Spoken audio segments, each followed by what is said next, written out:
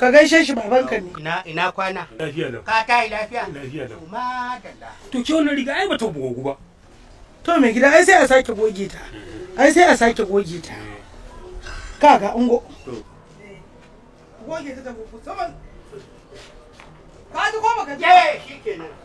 Idan an jima za mu je Ibedi. Ya. Za ku je. To amman ina dan bori ne ko kuma me? Na ji jiya kwana kai fa ana jin gara ya faɗa kin. Wallahi ka kiyaye ni. Wannan mijina ne. Dole ne in masa biyayya duk abin da kake so mai gida shi za a yi. Za mu je ta Ibedi. Na ga na ga. Ke na ce ban ce ba zan wanke ba amma ban kudin sabulu. Kudin sabulun ma sai ya baka? Ba ne. Ba babanka ba ne? Wannan gaskiya ne. To in ba kai wasa akan wannan zan tsire maka albarka wallahi. Ka ba a hankali. Akan wannan duk kwarai kuwa. Ba kan sabulu. Ni akai na ne. Ya? Akai na. To kaji.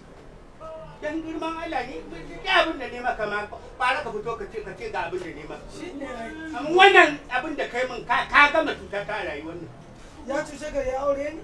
Ya rufa min asiri? Ya da bai ban kudin sabulun. So. Kinga, bari je a wurin ko? To mu gida mu je da haka maka. Samu ne da samu. Eh mu je da haka maka. Ne da samu.